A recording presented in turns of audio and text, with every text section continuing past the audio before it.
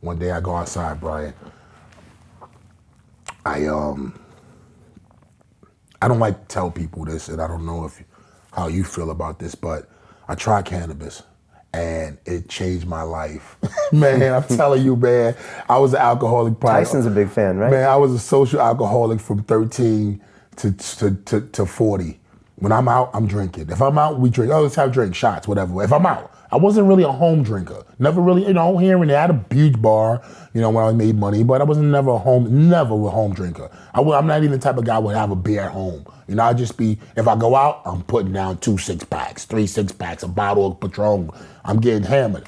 But at home, I wasn't. But now, my boy was like, yo, try this. And I was like, nah, I ain't really with that. I'm asthmatic. Smoke bothers me. And I had a relative that smoked, and she was abusive.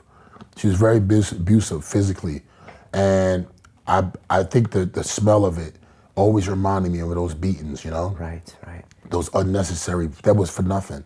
So I always equated marijuana with that for, just in my senses. So I was always anti-marijuana. A guy leaves a joint in my house. He was my cook. He was my friend, my cook. I hired him as a chef. We wanted him to become really close. He wound up leaving the joint in my house, man. I'm anti-marijuana. For some odd reason, I tried it. Don't ask me why. I'm outside, I hit it, and I started crying, Brian, like never before. I never had tears come down so fast and so hard. I was crying. And I at the time, I had blonde dreadlocks, for 27 and 28 years. And I'm crying. And then I had a flash. Brian, I kid you not. I see myself traveling the world and people loving me, and people like, they wasn't saying let's go chat, but they was loving me and they was like happy to see me. And that made me feel good that people were actually had genuine love for me. So I went in the house immediately and I laid down and I fell asleep, Brian. When I woke up in the morning, I can't tell you to this day, I just woke up in the morning, I walked in my bath, I fell asleep on my couch, I didn't even go get in the bed with my wife, I fell asleep on the couch. And I got up in the morning and I walked in the bathroom and I took a pair of scissors and I just started cutting my hair.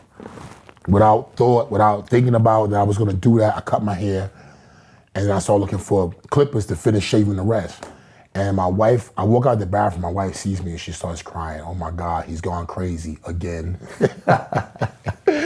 He's going crazy again. I'm like, no, I'm okay, I'm better. She's like, oh my God, she's telling my son. I'm like, no, I'm okay, God. My son might have been 15, 16, 15. I was like, no, I'm okay, Daddy's okay. I don't know what it is, but I'm okay. Then I'm like, and then what it was, Brian, excuse me. Well, tell me. I apologize. What it was that it was for the first time in like 3 or 4 years when I had that vision, that dream, like that I see myself. It was the first time that I had seen myself in a good light.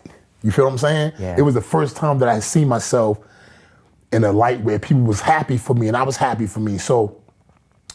First time ever or first? No, first time in years. Years, okay. Because I've always used fantasy and dream, not sleeping, dream, like just fantasizing to make me better. Okay. I've always seen, when I'm broke and homeless, I was like, I see myself in a nice car, with a nice house, with a beautiful wife and kids. Because that was that's what I wanted.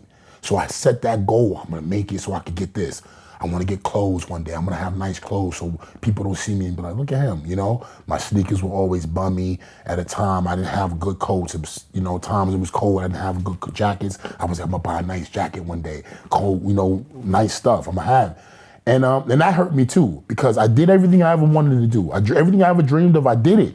And that was an issue because I think what I dreamed of was material things and things that don't make you a better person. You feel me? I wanted the cars, I got them all. I wanted the houses, I got them all. I wanted the girls, I got them all. I wanted the clothes, I got it. I wanted the jewelry, I got it all. I got everything I wanted, but I didn't have me. I didn't have a strong inside. I never dealt with the things. So now I hit the joint. I cut my hair. I come out the next morning, they think I'm crazy. I said, no, I'm better. I fantasized something I hadn't done in at least 2 or 3 years. I fantasized for the first time, seeing something that whatever happened in my head, the hope, fantasy, dream switch cut completely off. I had no aspirations for doing anything that was worth anything. Right. And you were probably thinking, I'm horrible. Look at me. I'm a piece of garbage. I'm the worst. Okay. So it was the fat. opposite. Yeah. I can't bend down and tie my shoes. You know, I'm fat. My stomach in the way. You know, I remember one day I was in the mall and I bent over to tie my shoes, and I was bending over and I heard these girls, these young girls laughing because, you know, they said, look at this crack. You know, they said, crack. And it was my butt crack because I was so fat. I was so fat, and I was like trying to, you know, pull my pants up. So I'm like, oh man, I'm a mess. So at that moment, I knew something changed. Ray of hope. Yes, ray of hope. Where'd that come from, Shannon? It came from the spliff.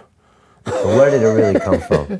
It came from deep down inside, but something inside clicked me back. And I went back in my pool house, my guest house. I hit the spliff again. I called my buddy. I said, come over here, bring me some more. Something's on. I went to the doctor a few days later. I said, I pulled all the tablets in the sink, the pills. I was like, nah, this ain't for me. And at that point, I was like, I'm coming back. And people was like, you crazy? I was like, no, I had a vision. I'm gonna be heavyweight champion of the world again. I seen it in a dream. They was like, yeah, you really lost your mind. I said, no, watch. I'm 403 pounds.